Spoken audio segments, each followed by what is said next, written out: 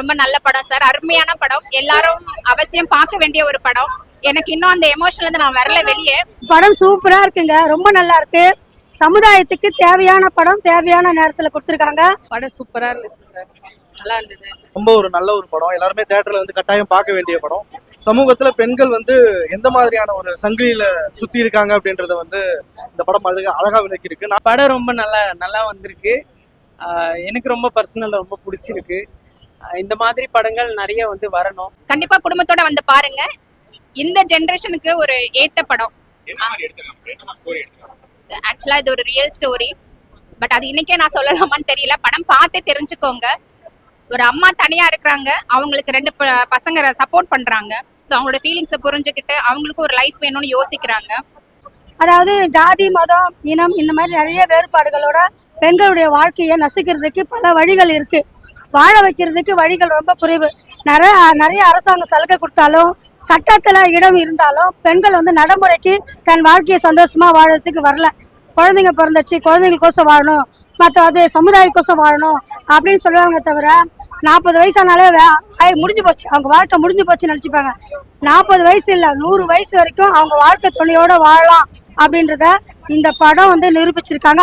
விதவையா இருந்தாலும் second life அவங்களோட feelings இருக்குன்றது தெரிஞ்சுக்கிட்டு புரிஞ்சுக்கிற பிள்ளைங்க மத்தியில இந்த மாதிரி ஒரு மூவி எடுத்திருக்காரு, ரொம்ப நல்லா இருக்கு. நாட் ஒன்லி பெண்கள் வந்து பெண்கள்னு மட்டும் இல்லை, இந்த சமுதாயத்துல இருக்கிற சாதி எல்லா பிரச்சனையும் எப்படி பெண்களை சுத்தி இருக்கு அப்படின்றத வந்து ரொம்ப அழகா சசி சார் காமிச்சிருக்காங்க.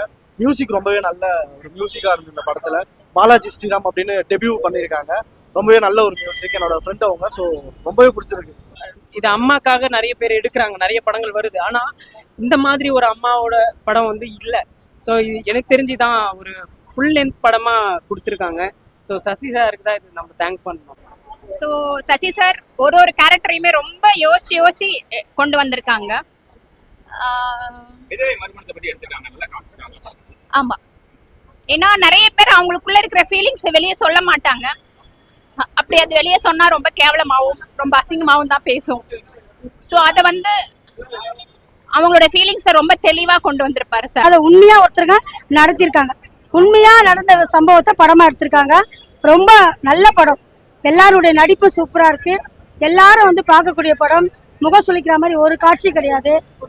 ரொம்ப ரொம்ப சூப்பரா இருக்கு. பெரியவங்கள இருந்து குழந்தைங்க வரைக்கும் வந்து பார்க்கணும். நிச்சயமா வந்து காலேஜ் படிக்கிற பசங்க, அம்மா அப்பாவை தொல்லை பண்ற பசங்கள்லாம் இந்த படத்தை வந்து கண்டிப்பா பார்க்கணும். சூப்பரா நடிச்சிருக்காங்க. இது வந்து ஒரு படத்துல பாக்குற மாதிரி எங்களுக்கு இல்லை. நம்ம குடும்பத்துங்கள ஒரு நடந்ததை நம்ம எப்படி பார்ப்போமோ அந்த மாதிரி ஒரு ஃபீலிங்ஸாக தான் இருந்துச்சு. விஜய் ஆண்டனி சார் நடித்ததும் அவரை மிரட்டினாலும் சில பேர் மிரட்டுறாங்க குடும்பமே அப்படின்னும் போது விட்டுட்டு போயிடுறது இல்லாமல் அவர் மறுபடியும் சொன்ன வார்த்தைக்கு வந்தார் பார்த்தீங்களா, அது ரொம்ப நல்லாச்சு. பிள்ளைங்க அதுக்கேற்ற மாதிரி தான் வாழ்க்கை பார்க்காத அம்மாவோட ஃபீலிங்ஸும் நமக்கு வேணும், அம்மாவுக்கு பின்னாடி யார் இருப்பா அப்படின்னு நினைச்சு எடுத்துருக்கிறது எங்களுக்கு ரொம்ப நல்லா இருக்கு. ஆஸ் அ ஃபிலிமாவும் சரி, மியூசிக்காவும் சரி, அண்ட் சுவாசிகாவோட ஆக்டிங் அண்ட் விஜய் ஆண்டனி ரொம்ப நாள் கழிச்சு வேற ஒரு சோன்ல பாக்குற மாதிரியான ஒரு படமா இருக்கு. பெண் கல்யாணம் ஆயிடுச்சுன்னா அந்த அம்மாவோட நின்றுவாங்க. அடுத்து அந்த பொண்ணுக்கும் ஒரு மனசு இருக்குல்ல, ஹஸ்பண்ட் போனதுக்கு அப்புறம் அந்த பொண்ணு அம்மாவா தான் இருக்கணும், கடைசி வரைக்கும் அப்படியே தான் இருந்துட்டு போகணும் அப்படின்றது ஒரு விதி கிடையாதுல்ல. நம்ம அதை மாத்தணும், நம்ம தான் அதை மாத்தணும். ஸோ அந்த கான்செப்டை தான் சொல்லியிருக்காங்க. நானும் ஒரு சிங்கிள் மதர் தான். தனியா இருக்கிறப்போ நிறைய விஷயங்கள் வந்து நமக்காக எதுவுமே பண்ண மாட்டோம். நம்ம குழந்தைங்க இருக்கும்போது சமைப்போம், சாப்பிடுவோம். ஸோ அந்த மாதிரி தனியா இருக்கிறப்ப அவங்க சமைக்க மாட்டாங்க. ஸோ அது நானுமே நிஜமா என்னோட லைஃப்ல பண்ணியிருக்கேன். டீ மட்டும்தான் குடிப்பேன். ஸோ ஒன்னா இருந்து உட்காந்து சாப்பிட்றேன். இந்த மாதிரி சின்ன சின்ன விஷயங்கள் எல்லாமே எனக்கு ரொம்ப கனெக்ட் ஆச்சு. எஸ், நிறைய விஷயம் வந்து என்னோட கனெக்ட் ஆச்சு. ரொம்ப நல்லா நடிச்சிருக்காங்க, ரொம்ப நல்லா சிறப்பாக நடிச்சிருக்காங்க.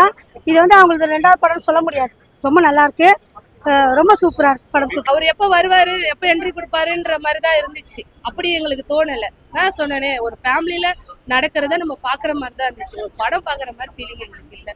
எங்க குடும்பத்துல நடந்தா எப்படி இருக்கும் அப்படின்ற மாதிரி தான் எங்களுக்கு இருந்துச்சு. சாலிடா காமிச்சிருக்காங்க. சாலிடா இந்த சென்ஸ், அதை வந்து எந்த விதத்துலயும் முகசுலிக்க வைக்காத மாதிரி. பொதுவாகவே மறுமணம் அப்படின்னும் பொழுது ஏதோ ஒரு அந்த இடத்துலயுமே பெண்களுக்கு வந்து ஆண்கள் வாய்ப்பு கொடுக்குற மாதிரி இருக்கும். ஆனா இந்த படத்துல வந்து ஒரு சமமா ஒரு பெண்ணை வந்து ட்ரீட் பண்ற மாதிரியான ஒரு அணுகுமுறை எடுத்திருக்காங்க. அதுவே ரொம்ப ஒரு வரவேற்கக்கூடிய விஷயம் சினிமாவில். ஸோ அந்த ஆஸ்பெக்ட்ல எனக்கு ரொம்ப பிடிச்சிருக்கு. ஸ்டார்டிங்ல கொஞ்சம் ஒரு மாதிரி ஸ்லோவா போற மாதிரி, ஏன்னா அது ஹீரோயின் சப்ஜெக்ட்னால அவங்க சைட்ல இருந்து காட்டுற மாதிரி இருந்துச்சு. மற்றபடி ஒரு நம்ம படம் ஃபுல்லா பார்த்ததுக்கு அப்புறம் நம்மளுக்கு தெரியும் அது அந்த மாதிரி ஒரு ஃபீல் தான் வரல. ரொம்ப நல்லா இருக்கு. நடிச்சிருக்காங்கன்னே சொல்ல முடியாது சார், வாழ்ந்திருக்காங்க. அவங்க இன்னும் நிறைய படங்கள் பண்ணணும், ரொம்ப நல்லா வரணும். Yes. இல்ல ரொம்ப அழகா கொண்டு வந்திருந்தாங்க. அந்த ஏழுமலைன்ற கேரக்டர் ரொம்ப அழகா அந்த படத்துக்குள்ள கொண்டு வந்திருப்பாரு. ஆனா ரொம்ப அழகான ஒரு லவ் இருக்கும் அவங்களுக்குள்ள. அந்த லவ் போர்ஷன்ஸ் இன்னும் கொஞ்சம் லென்த்தியா வந்திருக்கலாம், கொஞ்சம் சீக்கிரமாவே முடிஞ்சிருச்சு. சோ அது எங்களுக்கு ரொம்ப வருத்தமா இருந்துச்சு.